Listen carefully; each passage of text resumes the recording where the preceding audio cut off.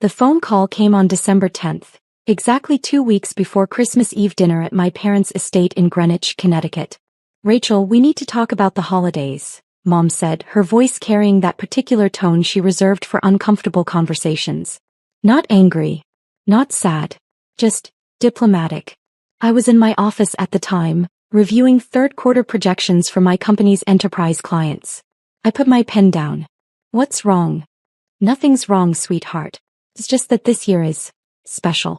Your cousin Jessica is bringing her fiancé, Bradford Ashworth III, to Christmas Eve dinner." She paused. "The Ashworths are old money, Rachel. Bradford's grandfather founded Ashworth Industries. His family has been in the social register since 1927. I waited. "Jessica is very nervous about making a good impression with his family. And Bradford's parents will be joining us as well. It's essentially a pre-wedding family merger dinner." Another pause. "Your Aunt Caroline thinks it would be best if we kept things streamlined. Just immediate family who can speak to the family's success and standing." "I am immediate family, Mom." "Of course you are, darling. But you have to understand, Bradford's family moves in very particular circles. Old money has different expectations. Jessica is worried that having someone there who's still struggling to establish themselves might send the wrong message about our family's status." The words hit exactly as intended. Still struggling to establish themselves. That's what my family had called me for the past 8 years. I'd graduated from MIT with a degree in computer science. Started working at a small tech startup in Boston. Lived in a modest apartment in Cambridge. Drove a 10-year-old Honda Civic. Wore clothes from Target. To my family, my hedge fund manager father, my socialite mother, my corporate lawyer brother, and my doctor sister, I looked like failure. The embarrassing relative who'd chosen the wrong path. What they didn't know was that the small tech startup I'd joined in 2015 was a company I'd co-founded with 2 MIT classmates. A company called Novice Analytics that specialized in AI-driven enterprise data security solutions. What they didn't know was that I owned 31% of the company. What they didn't know was that Novice Analytics had just closed a $340 million Series D funding round in October, valuing the company at $1.8 billion. What they didn't know was that my personal stake was now worth approximately $558 million. What they didn't know was that Forbes had been following our growth for 18 months and had scheduled me for a profile interview in their 30 Under 30 issue, releasing Christmas morning. I'd kept everything quiet for strategic reasons. In the beginning, I wanted to build something without family pressure or interference. My father had very specific ideas about acceptable careers. Finance, law, medicine. Technology entrepreneurship wasn't on the list. As Novice grew, I maintained the silence to test something. I wanted to see if my family would value me for who I was rather than what I'd accomplished. I wanted to see if they'd show up for me when I appeared to have nothing. They didn't. Every family gathering became a performance of casual cruelty. My brother Derek would ask loudly, "Still at that little startup?" My sister Amanda would forget to include me in family photos. My father would sigh heavily whenever I spoke. And my mother would smile apologetically and say things like, "Rachel's still finding herself." Now apparently I'd become too embarrassing to attend Christmas. "So you're uninviting me," I said calmly. "We're not uninviting you, sweetheart. We're just asking you to understand that this particular dinner is very important for Jessica's future. Her entire life trajectory depends on this relationship with the Ashworth family. We can't risk anything that might jeopardize that. Anything like me. Rachel, please don't be dramatic. We'll do something special, just you and me, after the holidays. We can have lunch at that little cafe you like in Cambridge." That little cafe was actually a Michelin-starred restaurant where I'd held our Series C announcement dinner. But Mom had never asked about my life enough to know that. "It's fine, Mom. I understand." "You do? Oh, thank goodness. I knew you'd be reasonable about this. You're so good at understanding these things." After we hung up, I sat in my corner office, floor-to-ceiling windows overlooking Boston Harbor, and made a decision. I pulled up my contacts and called my publicist, Marcus Chin. "Marcus, the Forbes profile. When does it go live?" "Digital edition drops Christmas morning at 6 a.m. Eastern. Print edition hits newsstands the same day." "Why?" "I need you to make sure it gets maximum distribution. Contact everyone on our media list. Make sure every major outlet knows it's coming." "Rachel, it's already going to be huge. Forbes 30 under 30-foot always trends. But yeah, I can amplify. What's the occasion? Just making sure my family can find it, I said. The 8 years between MIT graduation and that phone call had been carefully constructed. I'd met my co-founders David Park and Jennifer Wu in our junior year. We'd all been working on different aspects of cybersecurity research. Jennifer was brilliant with encryption algorithms. David could spot vulnerabilities in any system within minutes.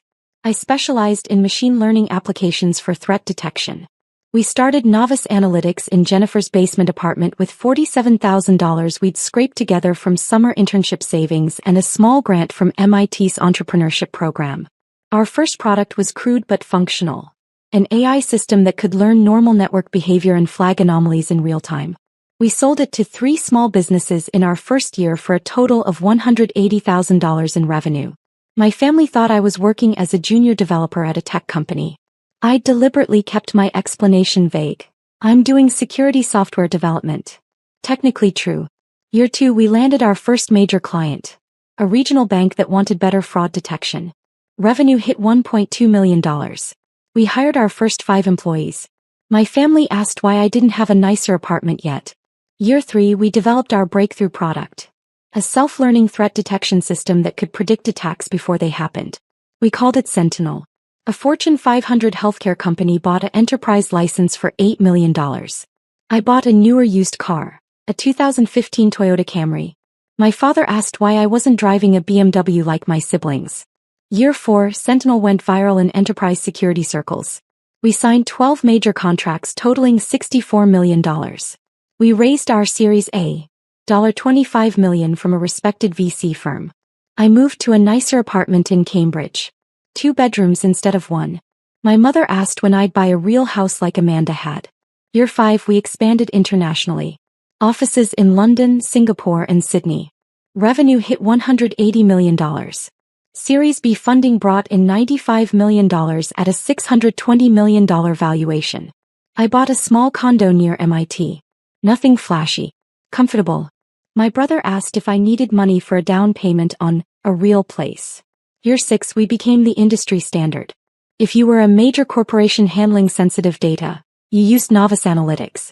Our client list included 47 Fortune 500 companies. Revenue $340 million. Series C. $180 million at a $1.1 billion valuation. We'd become a unicorn. I wore the same Target clothes to family dinners. Year 7 expansion into government contracts. Department of Defense. Department of Homeland Security. Federal Reserve. Revenue exceeded $500 million. The company everyone in tech was watching. I still drove the Camry. Year 8, October 2023. Series D closed.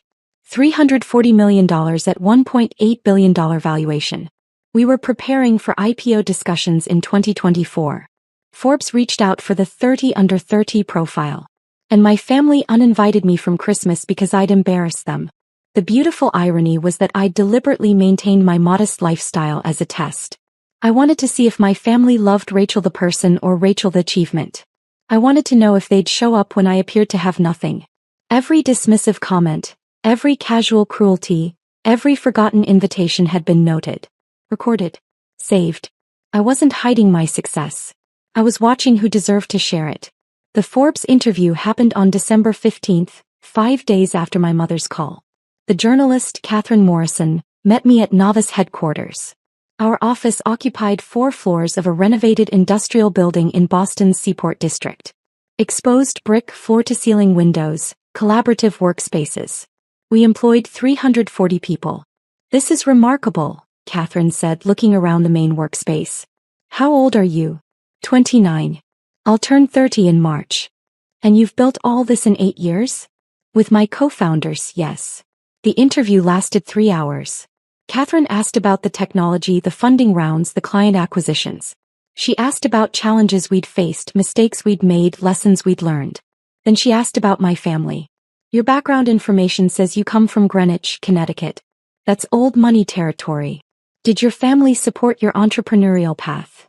I paused. This was the moment. I could lie. I could deflect. I could protect them. Dad, I told the truth. My family doesn't know what I do, I said. They think I work at a small tech company making a modest salary. They've never asked for details. They've decided I'm the failure of the family, and they've never been curious enough to investigate whether that assumption is true.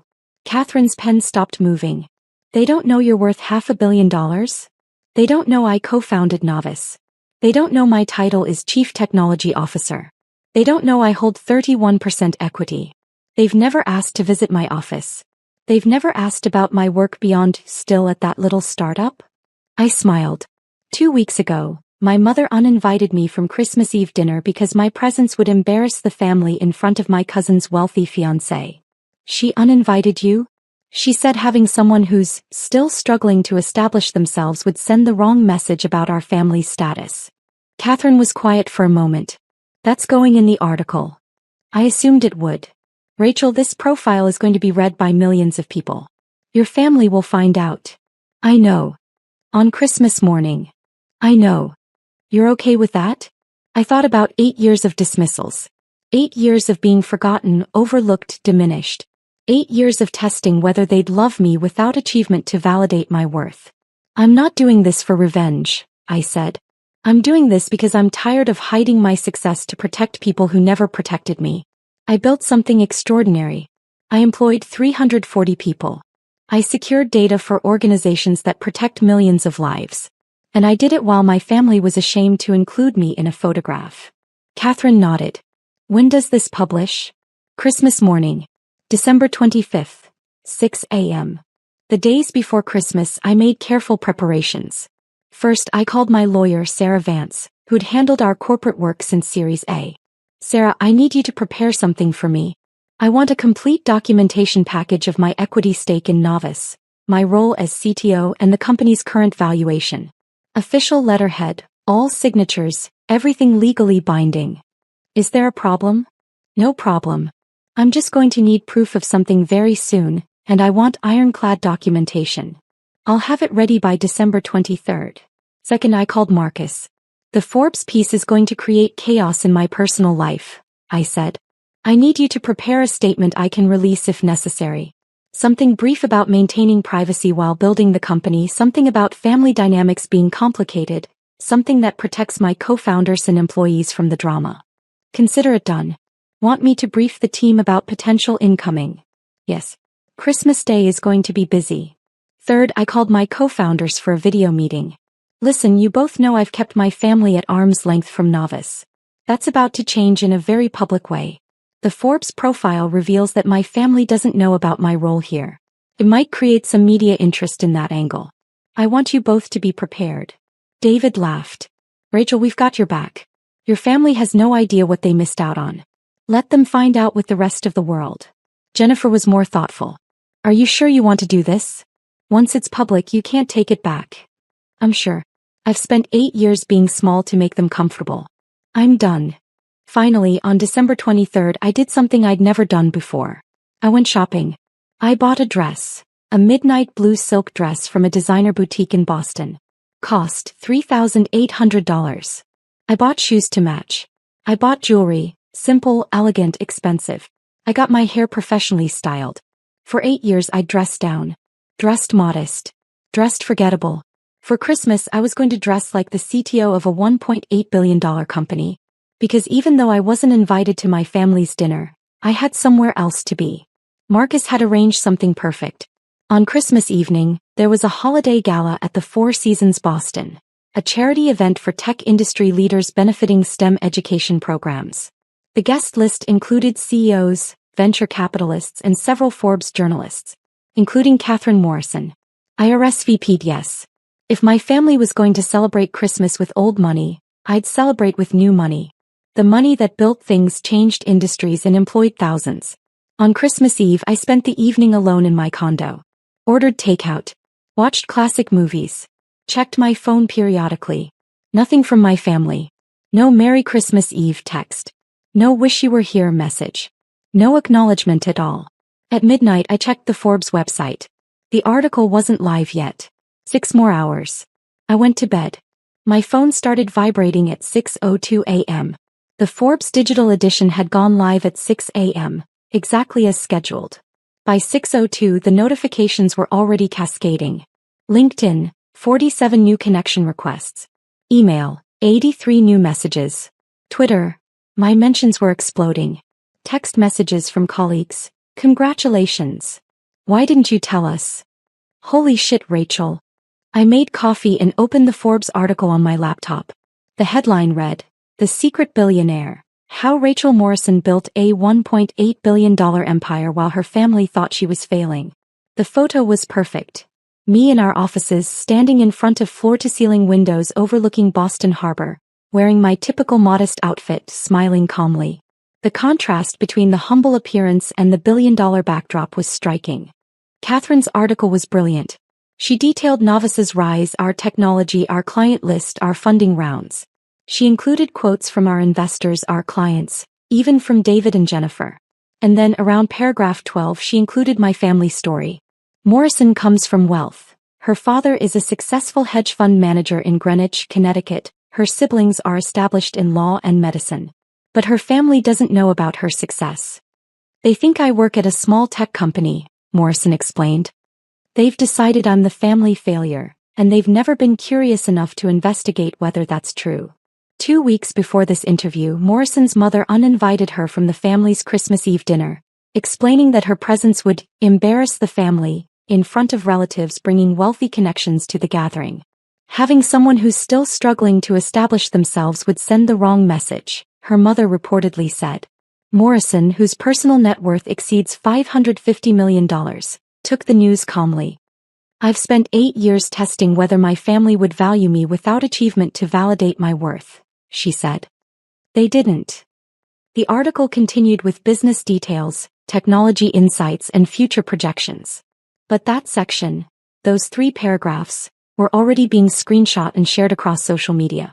By 7 a.m., Rachel Morrison was trending on Twitter. By 8 a.m. my phone rang. I let it go to voicemail. It rang again immediately. That voicemail. Derek called. Amanda called. Aunt Caroline called. I turned off my phone and went for a run. When I returned at 10 a.m. I turned my phone back on. 127 missed calls. 286 text messages. I scrolled through them. Mom, 6:15 a.m. Rachel, call me immediately. Mom, 6:22 a.m. Rachel, this is not funny, call me right now. Mom, 6:45 a.m. Everyone is asking me about Forbes, I don't understand what's happening. Dad, 7:03 a.m. Rachel, we need to talk about this article. Call me. Derek, 7:18 a.m. What the actual fuck, Rachel? Amanda, 7:34 a.m.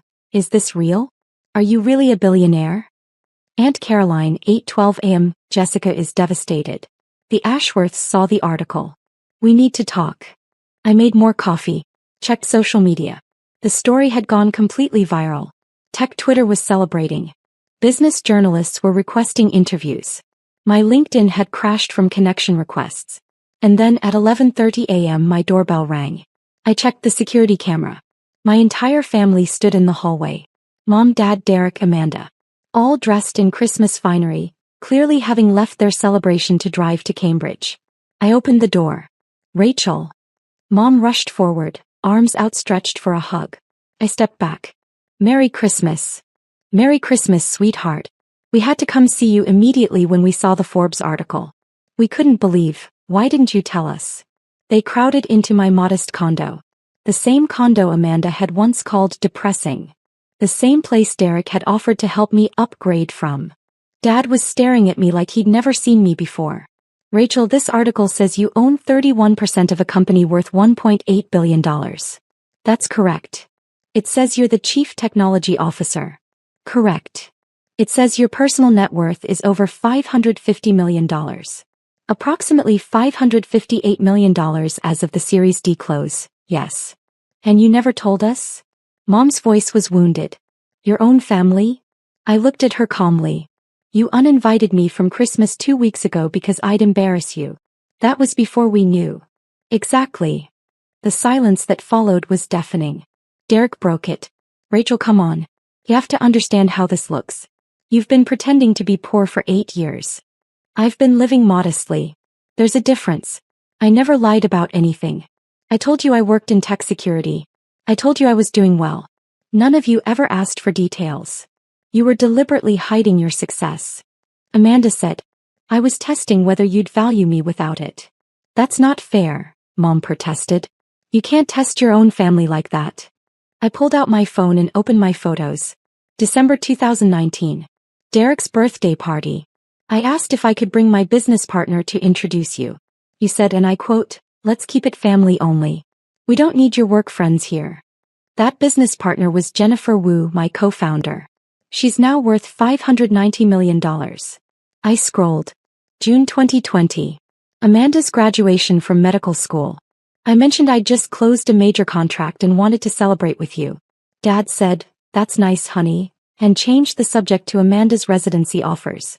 That contract was $8 million from a Fortune 100 company. I scrolled again. November 2021. Thanksgiving. I tried to explain what my company does. Mom interrupted me to ask Derek about his latest case. You literally stopped me mid-sentence to talk about Derek's work instead. We didn't know it was important. Mom said. You didn't ask if it was important. You assumed it wasn't. You assumed I wasn't. Dad's voice was quiet. Rachel, we made mistakes. But you're our daughter. We love you. You love the daughter who's worth $558 million. 2 weeks ago, you didn't love me enough to include me in Christmas dinner. That was a misunderstanding, Aunt Caroline said, stepping forward. She'd been silent until now. Jessica was nervous about the Ashworths, and we thought. You thought having your poor, struggling relative around would embarrass you. You were right. You should be embarrassed. Not because of me. Because of how you treated me. Amanda was crying now. Rachel, please. You're our sister. I've always been your sister. My net worth doesn't change that. But apparently, it's the only thing that makes me worth including. My phone buzzed. A text from Marcus. Wall Street Journal wants interview. CNN wants you for tomorrow. Bloomberg asking for statement. Should I schedule? I looked at my family. I need you all to leave. Rachel, Mom started. No. Please. We're not done talking about this, Dad said. Actually, we are. You're done talking at me about what I should have told you. I'm done explaining why I didn't trust you with the most important thing I've ever built. I walked to the door and opened it. Merry Christmas. Enjoy your dinner with the Ashworths. I'm sure having a daughter worth $500 million will help make the right impression. Mom's face crumpled. That's not fair. Neither was uninviting me from Christmas. They filed out slowly. Derek tried to say something, but I closed the door before he could. I locked it and leaned against it, breathing heavily. My phone rang again. This time it was Jennifer. Rachel. Have you seen Twitter? We're trending #1 worldwide. I saw. Are you okay? The family stuff in the article. That was brave. I'm okay. Better than okay, actually. Good. Because Marcus just forwarded me interview requests from every major outlet. You're about to become very, very famous. I smiled. Send me the list. Let's talk about which ones align with our IPO timeline. Now you're thinking like a CEO. Merry Christmas, Rachel. Merry Christmas, Jen. I hung up and walked to my window. Cambridge stretched out below me, decorated with Christmas lights, beautiful and peaceful. My phone buzzed again. Another text from Mom. Please call me. We can fix this. I deleted it. There was nothing to fix. For 8 years I'd given them every opportunity to see me. They'd chosen not to look. Now the whole world was looking. And I was just getting started. The next 48 hours were a masterclass in consequences.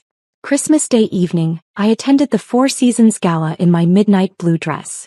The moment I walked in, the room shifted. People who'd been circulating stopped. Conversations paused. Catherine Morrison approached immediately, champagne glass in hand. Rachel, you look stunning. How are you holding up? Better than expected. Your family showed up at my door this morning. All of them. And I sent them away. She smiled. Good for you. Come on, there are some people who've been dying to meet you. She introduced me to venture capitalists who'd been courting novice for years, CEOs who wanted to discuss partnerships, journalists requesting interviews. I spent 3 hours networking with people who valued what I'd built, not who my family was. At one point I found myself talking with Margaret Chin, the CEO of a Fortune 50 tech company and one of the most powerful women in business. I read your Forbes profile this morning, she said. The part about your family, that took courage. It was just honesty. Honesty is courage in a world that prefers pretty lies. She paused. My parents didn't speak to me for 2 years after I dropped out of medical school to start my first company. They thought I was throwing my life away. Now they tell everyone they always knew I'd be successful. What did you do? I stayed successful. And I stayed honest about the journey. Eventually they either accept reality or they don't. But you can't build an empire while carrying people who don't believe in you. That conversation stayed with me. December 26th, the story exploded further. Wall Street Journal ran a feature, Tech's Hidden Billionaire, Why Rachel Morrison Kept Her Family in the Dark. Bloomberg covered it. TechCrunch did a deep dive on Novus's technology and valuation. The narrative that emerged was fascinating. Social media split into camps. One camp celebrated the working in secret angle. The idea that I'd built something extraordinary without fanfare or family pressure. Tech founders shared their own stories of family members who didn't understand their work. Another camp debated the ethics of testing family. Therapists weighed in on social media about family dynamics and unconditional love. But the dominant narrative was about class, old money versus new money, and the cruelty of families who value appearance over substance. My family became a symbol of everything wrong with old money attitudes. December 27th, my phone rang from an unknown number. I answered. Ms. Morrison? This is Bradford Ashworth III. I nearly dropped my phone. Jessica's fiancé? Yes. I'm calling because I owe you an apology. I had no idea your family had uninvited you from Christmas because of me, because of my family's expectations. That's unconscionable. I was silent, shocked. I want you to know that I told Jessica yesterday that any family who would treat you that way isn't a family I want to marry into. I've ended our engagement. You what? I ended it. My family has old money, yes. But we built that money through innovation and hard work 3 generations ago. My grandfather would be appalled to know his name was used to exclude someone like you, someone who's actually building something meaningful. He paused. I'm sorry you were hurt by this. And I'm sorry I was used as an excuse. Bradford, you don't have to. I do. And I did. I wish you the best, Ms. Morrison. I've already instructed my financial team to reach out to Novus about potentially investing in your Series E when the time comes. He hung up. I stared at my phone in disbelief. 30 minutes later, my phone exploded with calls from family members. Aunt Caroline, what did you do? Bradford ended the engagement. Mom, Jessica is devastated. She's saying you ruined her life. Derek, Rachel, you need to fix this. Call Bradford and explain. I turned my phone off again. I didn't ruin Jessica's life. She ruined her own engagement by being part of a family that excluded people based on perceived wealth. Bradford Ashworth III, despite his old money pedigree, had more integrity than my entire family combined. December 28th, I received a letter via courier. It was from my father, handwritten on his personal stationery. Rachel, I have spent 3 days trying to understand how we got here. I have read the Forbes article 17 times. I have read every comment, every think piece, every social media discussion about our family. I want to tell you that we didn't mean to hurt you. I want to tell you that we always loved you. I want to tell you that we simply didn't understand. But those would be excuses. The truth is that we valued achievement over character. We valued appearance over substance. We valued what you could do for the family's image rather than who you were as a person. Your mother is devastated. Your siblings are confused and hurt. Your aunt is furious about Jessica's broken engagement. But none of their feelings matter as much as this. You were right. You built something extraordinary while we dismissed you. You proved yourself while we doubted you. You succeeded while we predicted failure. And when your success became public, our first thought wasn't pride. It was how we could benefit from it. I am ashamed. I don't expect forgiveness. I don't expect reconciliation. I'm writing because you deserve to know that I finally see what I couldn't see before. You didn't need us to succeed. But we needed you to matter. I'm sorry we failed you. Dad. I read the letter 3 times. It was the most honest thing my father had ever said to me. It also didn't change anything. 6 months later, I stood in the New York Stock Exchange wearing a custom navy suit, watching Novus Analytics go public. The IPO priced at $32 per share, valuing the company at $4.2 billion. My stake was now worth $1.3 billion. Jennifer, David, and I rang the opening bell together. Our 340 employees cheered from the trading floor. Our investors celebrated. Our clients sent congratulations. My family wasn't there. I'd invited them actually. Sent formal invitations through my lawyer in March. Mom declined via text. We don't want to intrude on your professional moment. The truth was simpler. They were ashamed to face the public scrutiny. After the Forbes article went viral, our family dynamics had become a case study in business schools, psychology courses, and family therapy sessions. The Morrison family case was taught at Harvard Business School as an example of how families can damage high-performing members through exclusion and dismissal. My mother couldn't attend a charity luncheon in Greenwich without someone asking about that Forbes article. My father had resigned from 2 boards when members kept bringing it up. Derek and Amanda had both reached out several times. Derek apologized genuinely. Amanda sent long emails about family therapy and healing. I'd responded politely but maintained distance. The person who surprised me most was Jessica. She'd called in February, 3 months after Bradford ended their engagement. Rachel, I need to apologize. Actually, I need to do more than apologize. I need to thank you. For what? For exposing exactly who I'd become. Bradford was right to end things. I was so focused on marrying into the right family that I forgot to be a decent human being. I excluded you because you didn't fit my image of success. That's unforgivable.